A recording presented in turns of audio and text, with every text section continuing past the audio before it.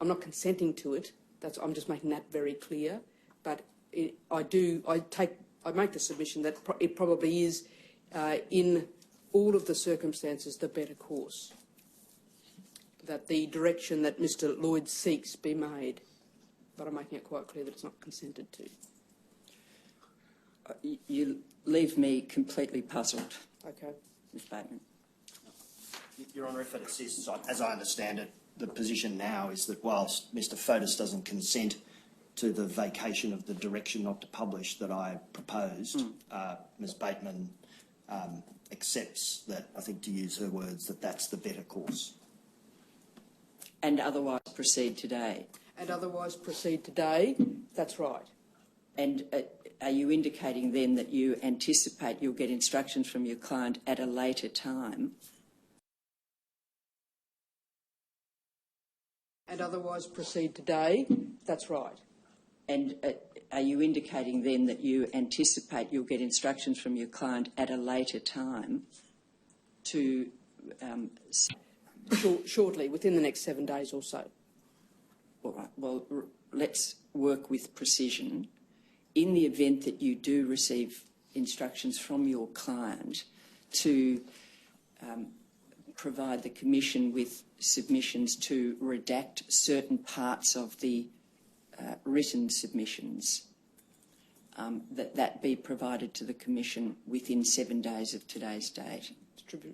And in the event that the Commission does not receive that information, those submissions, with reasons that it will be understood that your client does not want to proceed with that course. Yes, thank you. And may I add, for my part, that with respect there should be an order that application be dealt with in chambers so that we don't have to reconvene to deal with it. Yes, and that's understood, Ms. Bateman? Yes, it seems entirely reasonable. Thank you.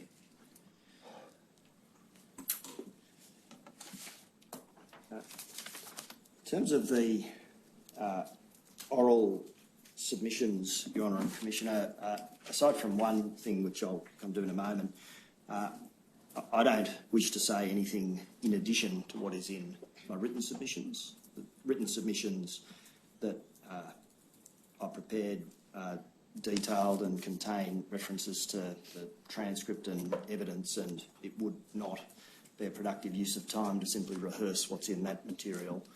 I note that similarly the submissions made on behalf of Dr. Patterson and Dr. Hawkes are very detailed and contain references to evidence. And so for my part I don't propose to say anything more aside from dealing with any oral submissions that are made by any party who makes oral submissions today. The only matter that I wish to deal with is a submission that's been made on behalf of Dr. Patterson in respect of the Honourable Mr. Ireland's evidence.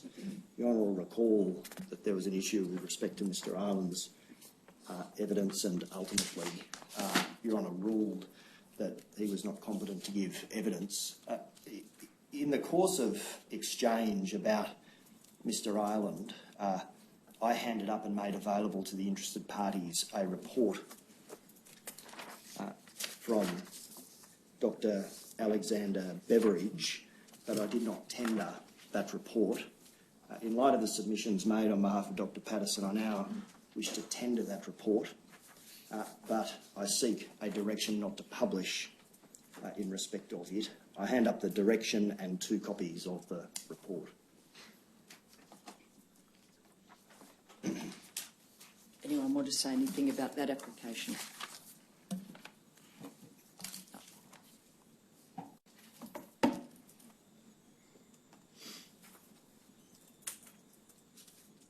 I'll have the document marked as Exhibit 23.80.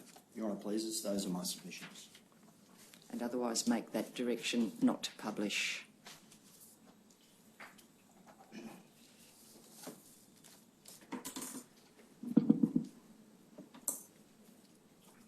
Now, other than Ms. Bateman, is there anyone else who wants to participate in making oral submissions this morning? Yes, Your Honour, I do briefly, and within the constraints outlined by Mr Lloyd. One housekeeping matter in relation to the submissions of Dr Patterson. Attached to those submissions are some documents which we would, I think there was some communication from the Royal Commission as to whether they should be tendered, and more particularly whether any party wished to object to those documents. I would press to have them formally tendered just as a housekeeping matter, and I'm not sure whether anyone would seek to object to it.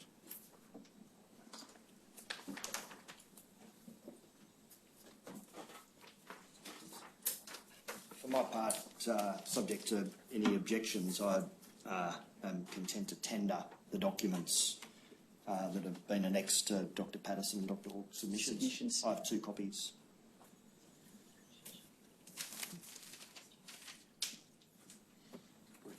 Thank you. So have those documents marked in as 23.81. Thank you. I think it's convenient to do them as a bundle. Thank you.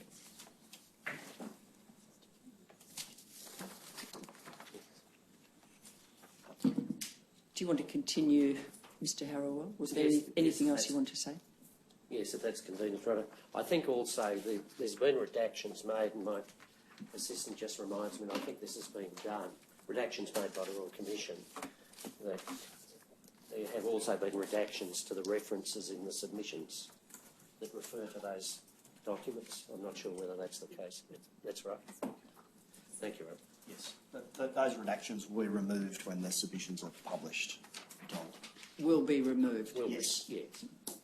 Thank you. You content with that, Mr Harrowell? Oh, no, I'm quite content with that, Your Honour. I just didn't want a mix-up on that. Given that Mr Lloyd wished to redact things, and we agree with that, I didn't want it to creep back through the other document, that's all.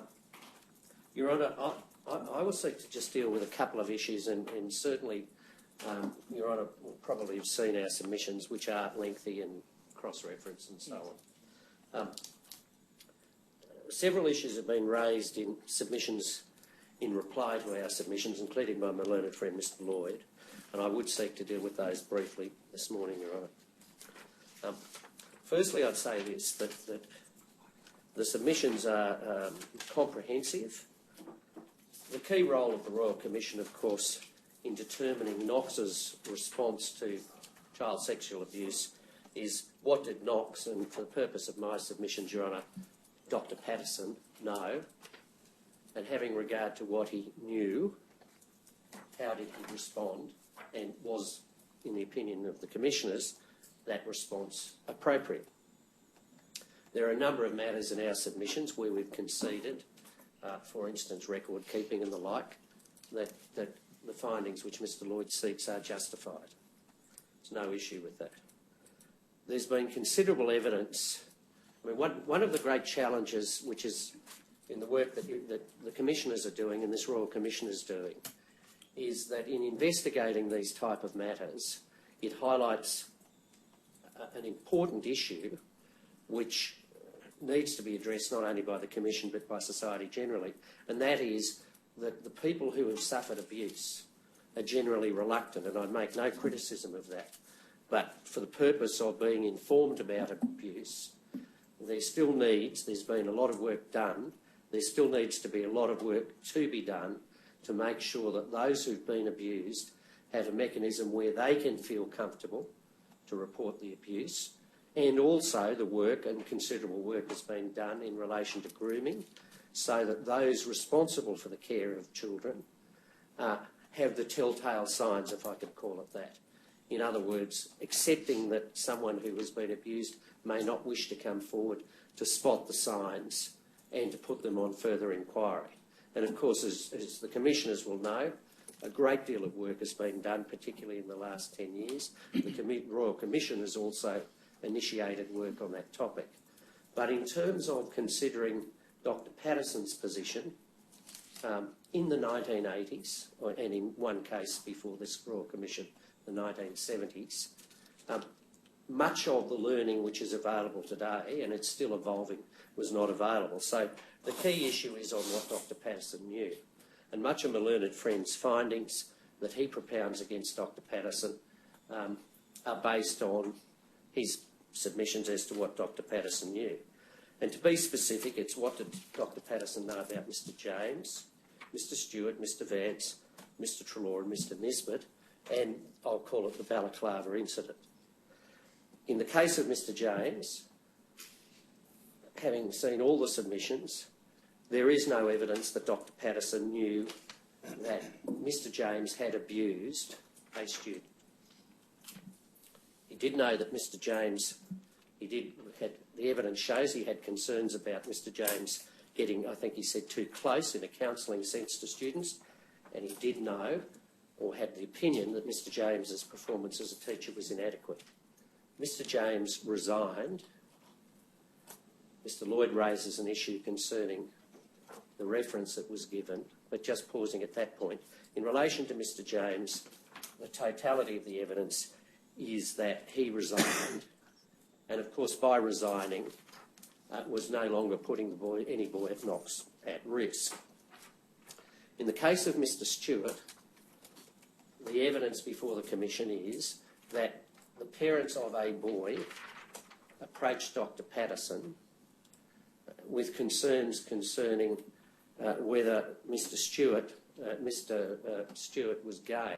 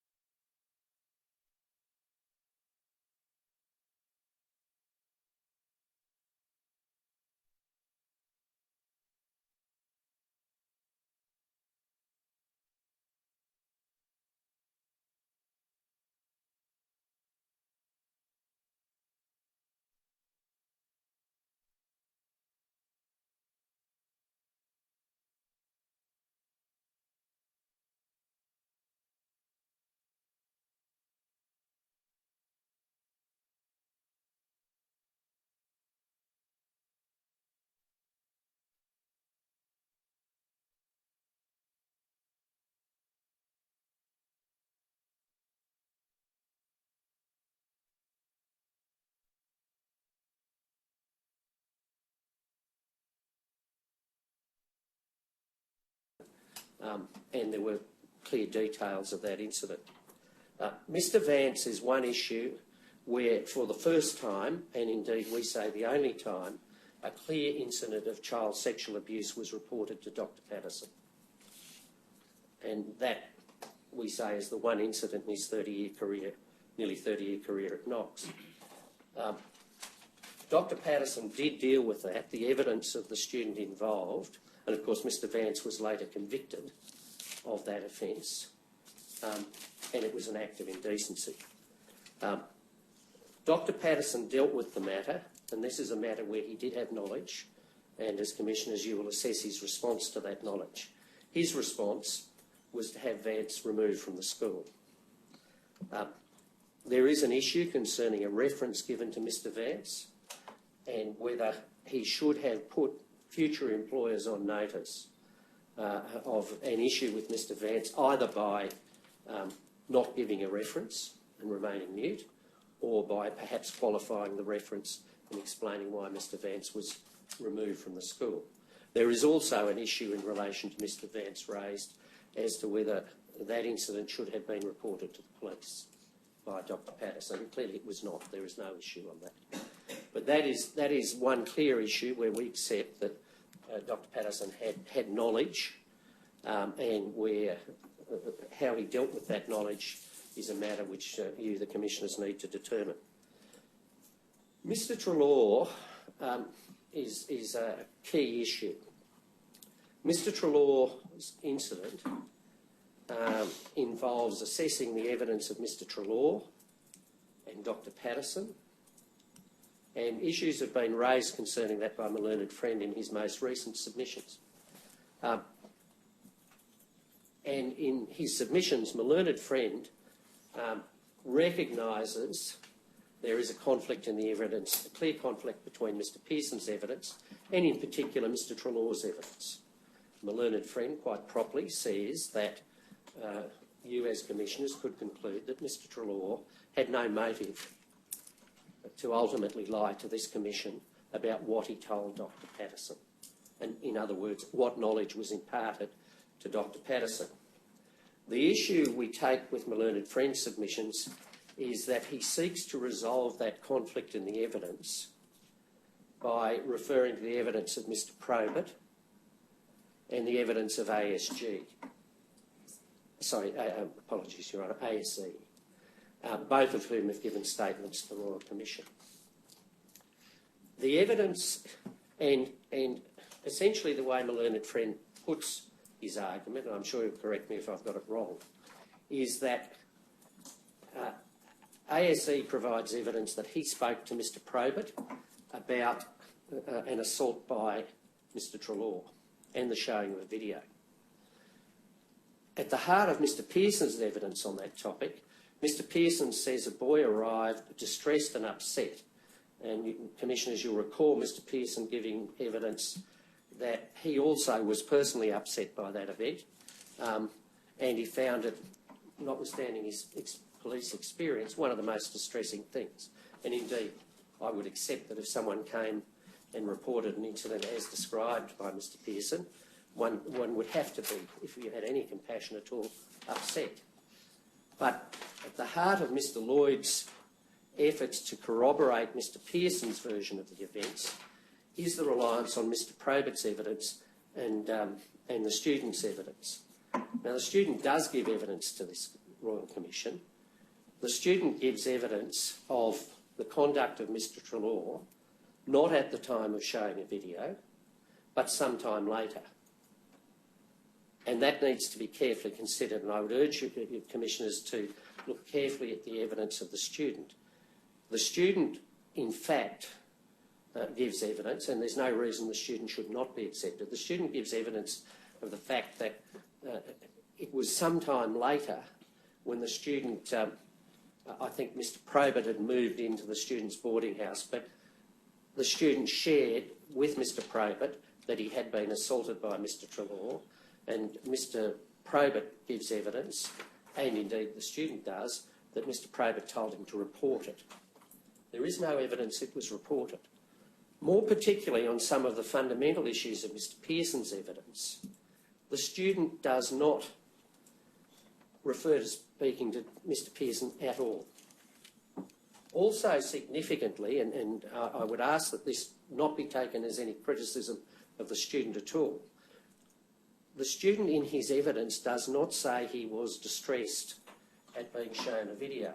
And that is, of course, one of the insidious aspects of this type of behaviour and the grooming process that goes with it. Because part of the grooming behaviour is to convince the potential victim that there's nothing wrong. And Your Honour, Commissioners will have seen much of that evidence. But the fact is that the only person who's been shown a video who gives evidence is that student, and that student's evidence is not consistent with Mr Pearson's version of events, which is that a student came to him in tears and very distressed. So that student's evidence does not support the hypothesis that Mr Pearson's evidence should be accepted because it's backed up by a student reporting the showing of a video to Mr Probert. That's the short point we make about that evidence, but it's very important. We go further to say, of course, Your Honour, Commissioners, that in the evidence before His Honour Judge Charteris in the District Court at the time Mr Treloar was sentenced, His Honour clearly found that Dr Patterson had no knowledge of an assault being committed at that time. Indeed, whilst the showing of the video was taken into account, and according to the sentencing judgment of Judge Charteris, because Mr Treloar had volunteered that information, the sentencing judge made it clear that there was no evidence to suggest that Dr. Patterson was seized of the knowledge of an assault as described by Mr. Pearson. Now, my learned friend says that in general, although he might have been mistaken on some parts, the evidence of Mr. Treloar should be accepted. So in the most recent submissions of Counsel Assisting, we say that a fair reading of the evidence of the student, and indeed Mr. Probert's evidence, suggests that that student was not the boy who was shown the video. Now, a learned friend then says, well, it's not necessary that it was that particular boy. But of course, if we don't have evidence from the person who went in distress to Mr. Pearson's office and provoked, as Mr. Pearson claims, his search of Mr. Treloar's residence and the other matters which Mr. Pearson gives evidence of, all we are left with is Mr. Treloar's evidence, Dr. Patterson's evidence, and the only objective evidence otherwise is the evidence of the approach and what was before Judge Charteris in the District Court. This submission is important, Your Honour, because Dr. Patterson continues, as does Mr. Treloar, to absolutely deny that when Treloar made admissions of showing a pornographic video, that he told Dr. Patterson that he had abused the boy at the time. He categorically denies that. Treloar was never charged with it. Let's assume for a moment that, because one of the issues is whether Dr. Patterson should have reported something to the police or revealed something about that to Inspector Cullen, who I'll come back to. The key issue on that is that if the video, if Mr. Treloar had been charged with showing the video, it probably would have been a charge under, I think, 61E2A of the Crimes Act, but a potential act of indecency. If it was an act of indecency under the legislation at the time, that would carry a maximum penalty of 4 years. And if that was the case, had Mr. Treloar been charged with showing the video, as distinct from another assault, that would also have meant that Section 316 of the Crimes Act, which Mr. Lloyd relies on, could not apply because it was not a serious indictable offence at the time. The legislation on these issues, Commissioners, is quite complicated because there are a number of changes made through the 80s and into the 90s. But the fundamental point I seek to make in relation to Mr. Treloar is that on the evidence available to you as Commissioners, one cannot, even if one takes it to the civil onus, comfortably find that Mr. Treloar was lying when he said he concealed from Dr. Patterson any abuse. He did not tell Patterson that he'd abused anyone. Now, that was the knowledge that we say Dr. Patterson had. Then finally, just dealing with Mr. Nisbet. Mr. Nisbet remained at Knox Grammar until 2004. There are a large number of students who've given evidence of abuse relating to Mr. Nisbet. I can't remember the exact number, but a large number. He features strongly. Mr. Nisbet also was the most investigated master. There's evidence from Dr. Patterson that he had some concerns. There's considerable evidence from Mr. Pearson, including the interviews by Mr. Wilson and various other interviews. Mr. Pearson's given several statements relating to Mr. Nisbet, that Mr. Nisbet was intensely investigated. Mr. Pearson says in his evidence that at the conclusion of his investigation, and of course we don't have his detailed report, but Mr. Pearson says, and it's consistent with other statements he's given, that he could find no evidence that Mr. Nisbet had sexually abused a child. And in fact, and my learned friend Mr. Watson's taken issue with us on this, and I want to clarify one issue, is that we say in our submissions that Dr. Patterson did not know of the abuse committed by Mr. Nisbet whilst he was the headmaster of the school. We also say in our submission that no one was able to discover Mr. Nisbet's activities until around 2009. Notwithstanding the fact that Operation Paradox, Inspector Cullen, identified Mr Nisbet as a person of interest in 1996. Attached to Inspector Cullen's statement is the police intelligence report, which said at that stage they hadn't been able to identify a victim. And there is none of the people who've identified Mr Nisbet as assaulting them have said they told anybody. No one said they told the headmaster, Mr Pearson, or anybody else. That was finally revealed in 2009, and in fact, if Commissioners, you look at the events that have unfolded at Knox, the cathartic moment which has exposed much of the information that's come to this Royal Commission was ultimately the arrest of Trelawney. A number of students have given evidence that once that arrest occurred, they were prepared to come forward and tell their stories, and thank goodness they did. But up till that point, the overwhelming evidence is that most of those students had told no one, not their parents, no teachers, their family, anyone, and they kept that dreadful circumstance that had been inflicted on them to themselves for years, and of course suffered serious damage. But most importantly, the evidence, there's no evidence that Dr Patterson was aware of the extent of Mr Nisbet's activities when he left the school. And I'll turn to a matter where the learned friend Mr Watson takes issues with me. In our submissions, we make the point, it's not by way of excuse, but it's just the difficulty faced by an institution in dealing with these things, which is this: Operation Paradox could not expose evidence which led to Mr Nisbet's conviction. Mr Crawley and Mr Weeks, they had concerns. They were determined to try and do something, and we have no criticism whatsoever of their efforts, Commissioners, none whatsoever. In fact, if one reads Mr Weeks's evidence, he embarked on an almost Herculean task of trying to get assistance and trying to get Mr Nisbet out of the school.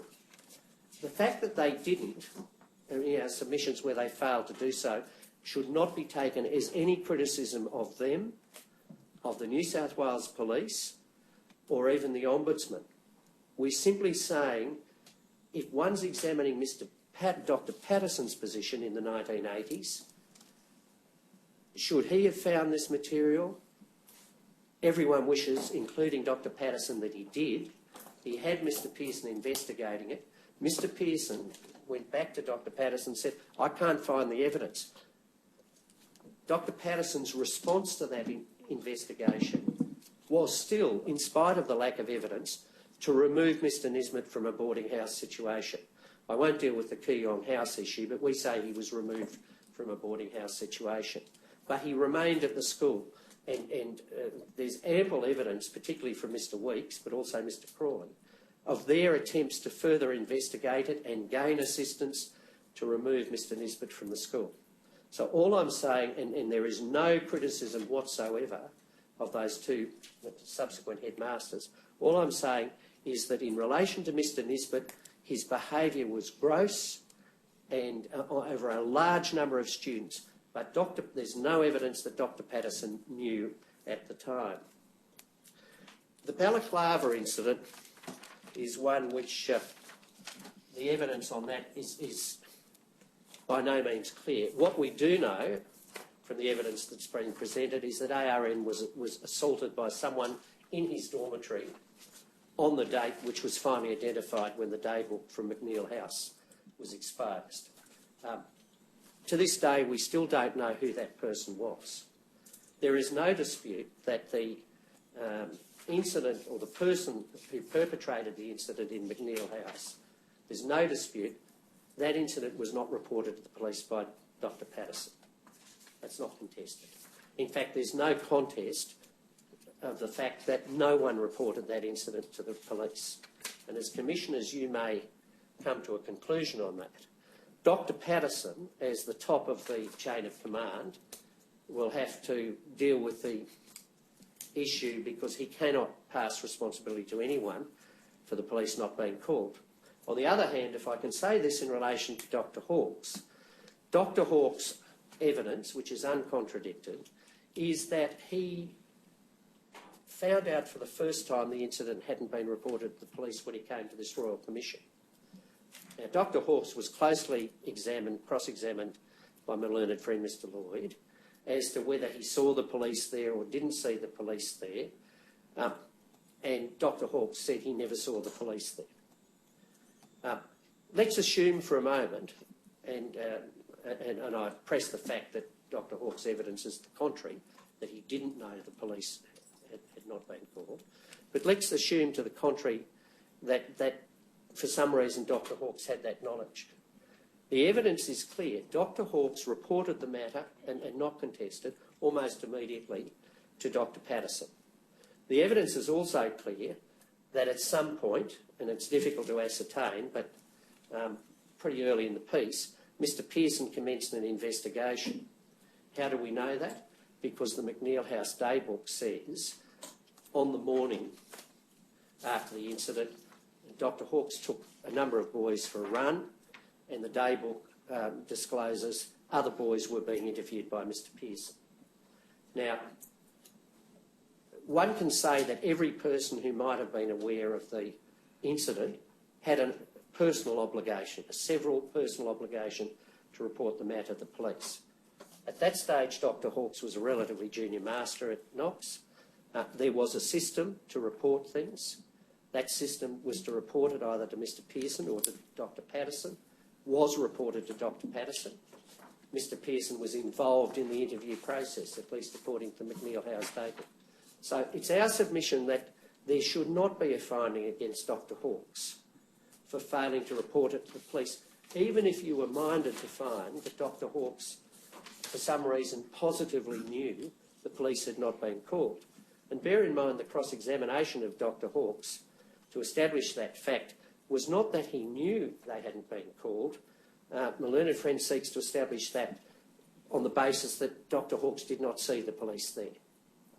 And that may or may not be correct, but simply saying you did not see the police turn up at the scene of a crime does not necessarily prove that it's not been reported. So, dealing with the Balaclava incident, that is an incident, of course, which if the perpetrator was found, and we still don't know who it was, and the evidence is inconclusive as to who it might be, there's certainly some suspects, and the suspects have been named, and I won't name them again here. One of the suspects was, even though there was no hard evidence it was him, he was actually removed from the boarding house situation. And when I say removed, the evidence that finally came before the Royal Commission is that at the end of that term, and this is established from the Daybook, that particular person, Mr Fotis, ceased to be a resident master, and he was ultimately moved out of the school, out of living in the school grounds, and ultimately asked to leave for other things. But of course, at that time, in terms of the knowledge of Dr Patterson, there is nothing to say that he knew or had evidence sufficient to establish that it was Mr Fotis. And of course, the evidence before the Royal Commission is that whatever else might be said of Mr Fotis, at least as far as we can see, he has never been convicted. He's never been arrested, questioned or charged in relation to an offence of child sexual abuse.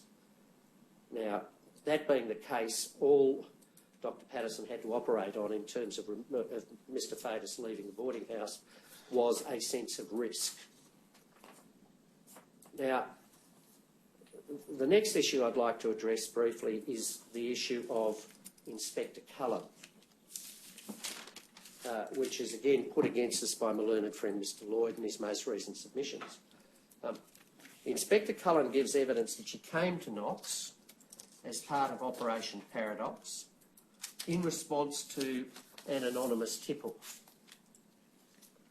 Inspector Cullen does not say in a statement that in that anonymous tip-off, obviously because it was anonymous, the person who made the tip-off is not revealed, even to the police. Secondly, in Inspector Cullen's statement, it's clear, particularly in looking at the intelligence report, which is attached to her statement, is that the police did not have, at that point, after Inspector Cullen made that visit, any information as to persons who had been abused or teachers who had abused them, although clearly Inspector Cullen had been given a number of names to make inquiries about.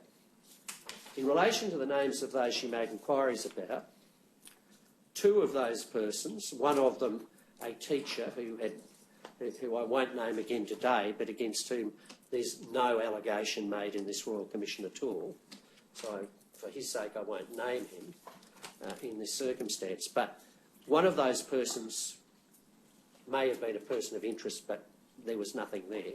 The other person that was named to Inspector Cullen, of course, was Mr Fotis, but again nothing was found. And Commissioners, Mr Lloyd makes a great deal out of the fact that when pressed, Dr Patterson, having initially said when asked whether he recalled Inspector Cullen's visit, and the transcript clearly shows this, Dr Patterson said, "I can't really remember Inspector Cullen coming." And he was pressed, appropriately, no criticism of my learned friend, and eventually his memories triggered, and he was continued to be pressed. And finally, my learned friend managed to get a concession, or a statement from Dr Patterson, that he had misled Inspector Cullen. Well, one has to have regard to the fact that there are many people who've given evidence in these matters and in these type of matters, which you both as Commissioners have heard, who are giving evidence about events that occurred 20 or 30 years ago.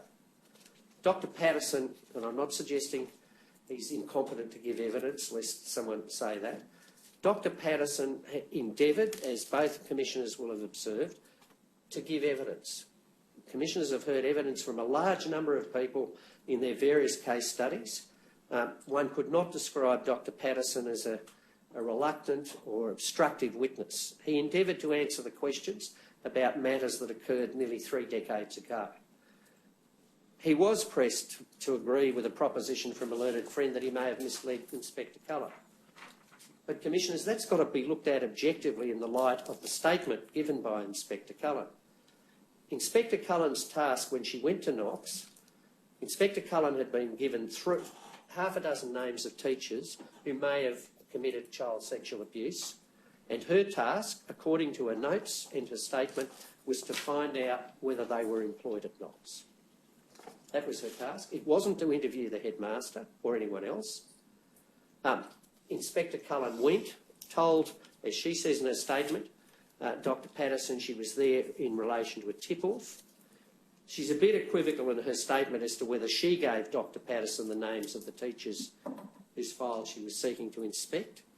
She certainly says she told the Secretary the names of those teachers. Inspector Cullen doesn't say that she told Dr Patterson anything about the anonymous tip-off. And I'm not being critical of Inspector Cullen. I would think it's not uncommon at the early stages of a police investigation for the police to quite specifically ask the questions they need to ask, but because someone may become a suspect or may be involved, not to actually reveal the whole detail of the situation at that point of time. Now, Inspector Cullen was given the files relating to those teachers. She got the information she wanted. There's no notes produced by New South Wales Police after the event which suggests that Inspector Cullen found Dr Patterson uncooperative or sought to mislead him. We do, and the point I'm coming to is this. Mr Lloyd in his recent submissions, and this deals with whether Dr Patterson intended to mislead police or not. The findings that are sought against Dr Patterson are findings in relation to 3 sections of the Crimes Act. Section 315, 316 and 319. Now, in relation to section 315, it is not expressly under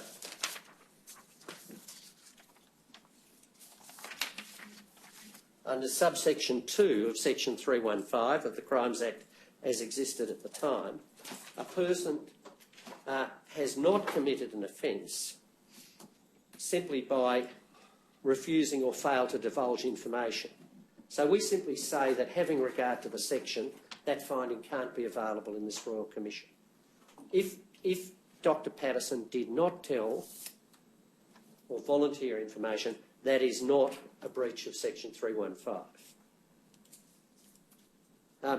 Secondly, the my learned friend relies on section 316 of the Crimes Act. That's where someone knows that a serious offence, and in some parts of the legislation called a serious indictable offence, has occurred. That person can be convicted of an offence under section 316. Now, the only matters where section 316 can be considered on the evidence before the Royal Commission are, one, the issue of Mr Vance, because clearly there, an indecent assault, Mr Vance was convicted of an indecent assault of a person under authority. That is a matter where Mr Vance was convicted under section 60E2, 61E2 of 61E2 of the Crimes Act, which in those days, in the 1980s, was categorised as sexual assault category 4. Now, at that stage, that offence carried a maximum sentence of 4 years. Now, a maximum sentence of 4 years meant that for the purpose of section 316, there was not a serious offence, or as set out in, as I said, the name, the wording's changed a little bit, is not a serious indictable offence. I said earlier in relation to Mr Treloar that if Mr Treloar had been charged, but he never was, with abusing the boy, which he denies, and convicted, that also would be an offence under 61E, and again, as I said before, section 316 couldn't apply. The only incident where it might be said that section 316 could apply is the incident concerning ARN, that is the Balaclava incident. If someone was arrested for that, and whilst ARN has not been challenged on his evidence, and I don't propose he should be, but let's assume that someone is arrested for assaulting ARN, it probably is a serious offence or a serious indictable offence. That would probably be the appropriate charge. Even if that is the case, though, in relation to section 316, it does have to be established that the person knows that a serious offence has been committed. And one of the things, whilst Dr Patterson was tested on many things by Mr Lloyd in relation to the Balaclava incident, one of the things he was not extensively questioned on by Mr Lloyd was actually the details of the assault on ARN. In fact, there was very little focus, as you'll recall, Commissioners, on the details of that assault. So for an offence under section 316 to be established, there's a paucity of evidence, at least before this Royal Commission, as to what Dr Patterson knew or believed to know concerning the assault on ARN. And that would have to be established. I should also mention, Commissioners, that the practice note attached to the Royal Commission makes it very clear that in relation to serious offences, there is a higher burden to be jumped, if I can put it that way, by counsel assisting before it's appropriate to make a finding that a serious offence was committed here in a context where ultimately this is a matter of more broadly looking into institutional responses to child sexual abuse. The other matter, though, that Mr Lloyd then raises against Dr Patterson, and this falls into the same category as that which I've just mentioned, is that perhaps also he may have perverted the course of justice under section 319. As I'm sure you would appreciate as Commissioners, that's always a difficult charge to establish. But let's assume for a moment that Dr Patterson Well, what did Dr Patterson know when Inspector Cullen was there? Firstly, in relation to Stewart, he knew nothing, and there's no evidence he did. In relation to Nisbet, he knew nothing about Nisbet committing an offence. The only two persons that he knew may have committed an offence in relation to the names put to him by Inspector Cullen was Treloar and Vance. That's all. So how did he divert Inspector Cullen from her task in a way that may have perverted the course of justice? There's just not enough there. And of course we do have a fairly basic rule. Which finding are you referring to? I'm talking about the findings, Your Honour, at 3.1. Let me get the exact findings.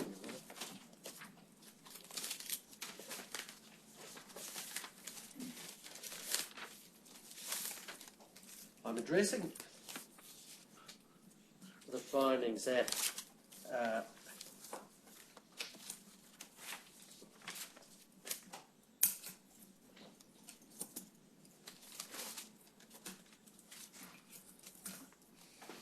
339, 340 and 341.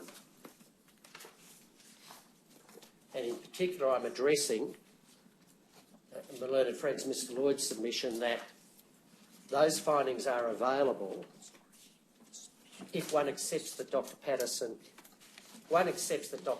really did mislead Inspector Cullen.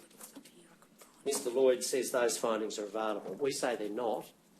We say the finding under the available finding in relation to 339 just is not available, because if he did not tell us something, that finding's not available. We say in relation to 341 that the only possible matter which might give rise to such a finding is the matter of Vance. And with 341, that one has to do a lot more to establish the perverting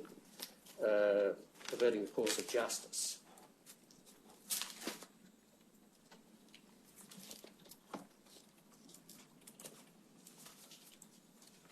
Your Honour, I do have copies of a note here which may be of assistance, that I'm not really seeking to put it.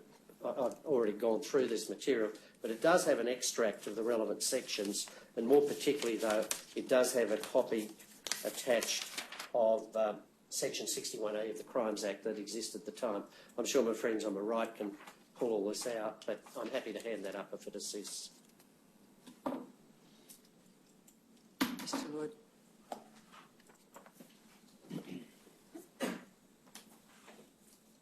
I mean, the matters I put, Your Honour, in relation to the sections, I would hope are not controversial, so I'm trying to assist the Commission on that, rather than be argumentative. Pulled out copies of the sections, the relevant sections. We already.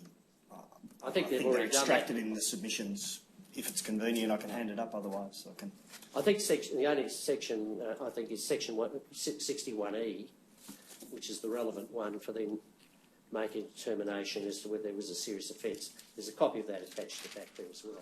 I'm content to hand it up on Mr Harrell's behalf if it's going to assist. Thank you. Thank you. Now, Your Honour, I'm mindful of the time. I'll try and be very brief as I move to the end. The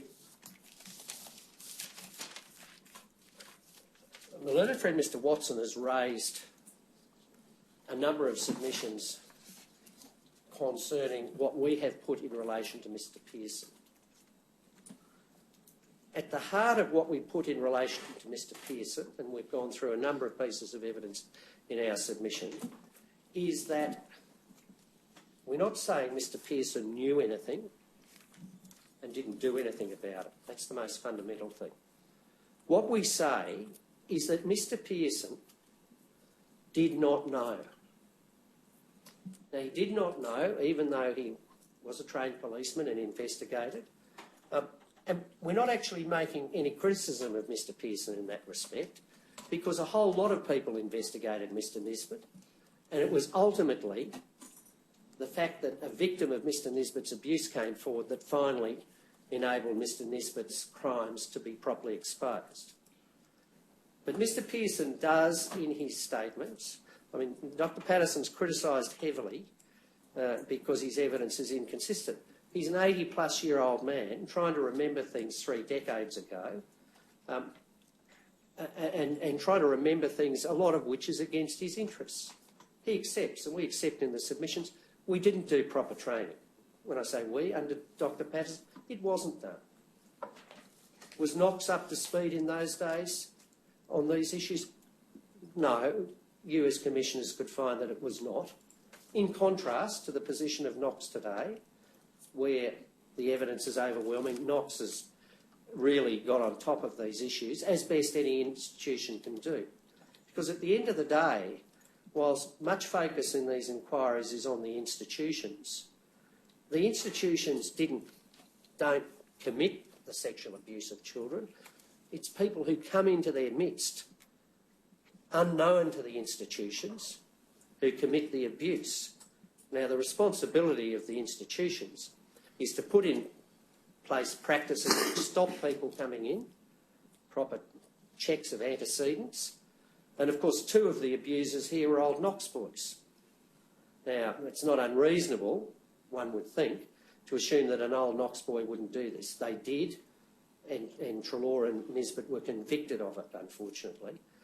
But the issue is whether there's in place practices to prevent people coming in, and also every day with the students, practices and procedures to highlight behaviours which may be putting a student at risk. And as I said earlier, there's a lot of work still to be done on that, and it will never be perfect. And then, if an incident is revealed, and there is information and reports about an incident, how the institution responds, and Mr Lloyd presses a finding that Dr Patterson shouldn't have given references to these people, and you may well come to that view. We've made submissions about those references. On the other hand, getting those people out of the institution has meant at least the boys at Knox were no longer exposed to risk in relation to them. Now, that passing the buck submission is something which is not terribly palatable in this day and age, but if someone's focused on looking after their own boys, they're going to get the person away, or their own students. Now, how they did it and how they report it, because now with mandatory reporting, there is protection for institutions, even where they have some suspicions and no evidence. Institutions are now protected, and this is quite fundamental, if they have any concerns in notifying those concerns. Whereas back in the 1980s, based on the evidence at least gathered and presented by Mr Pearson to Dr Patterson, Mr Nisbet could have argued about why he was being demoted as a housemaster, because he had no allegation put to him. There was no person who said they'd been abused by Mr Nisbet. Nonetheless, Dr Patterson took a conservative view and moved him. But the issues, going back to Mr Pearson, there are inconsistencies, and we do say that his evidence should be viewed with caution. There's clearly an inconsistency on the Treloar thing. That's fundamental. There's also evidence that Mr Pearson gives where he seems to express a lack of confidence in Dr Patterson. And there are some curious aspects about Mr Pearson's evidence. Why, if he was concerned about Dr Patterson's ability to deal with child sexual abuse, did Mr Pearson entrust his own son to Dr Patterson as a student? We don't need you to repeat what's already contained in the written submissions. I'm sorry, Your Honour, I've almost finished. I've got about 2 more points to make. On the issue of Mr Treloar, and this isn't, it's by implication there but not expressly in our submissions, we would say that Mr Pearson's statements require careful reading, and I'll give but one example which is not in our submissions. One of the curious aspects of Mr Pearson's evidence is that he kept the video. don't know why he kept the video, but he kept it for 20 years. Lost the other stuff in the flood, but kept the video. But more importantly, with Mr Pearson's evidence concerning the incident when it was reported, in one statement he gives evidence that the video was in his office. That's quite an important point, and he offered to go and get it. Another statement says he gave it directly to Dr Patterson. Now, that's not specifically referred to in our submissions. And again, I'm prepared to assume, for the purpose of this submission, that Mr Pearson was doing the best he could, based on his recollection and his lack of notes. But there are, because Mr Pearson is put up against Dr Patterson as demonstrating that Dr Patterson should not be believed on a number of critical issues.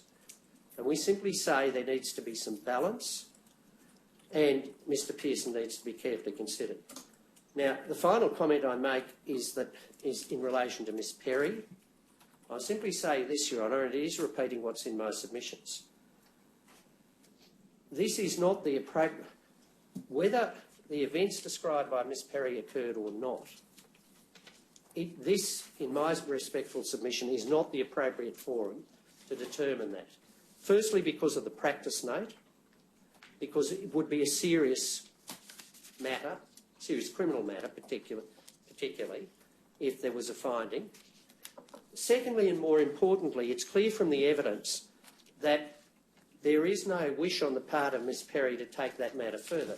I'm not saying she won't, but it would be demonstrably unfair for this Royal Commission to come to a conclusion on that matter one way or the other. And in my respectful submission, the Perry incident is not relating to knowledge of sexual abuse by an institution or its response to it. It is not a matter directly within the terms of reference of this Royal Commission. And more particularly, I would accept a point of view that the terms of reference should be extended to make sure, and treated liberally, if you like, to make sure the Commission really can do the good work it's doing.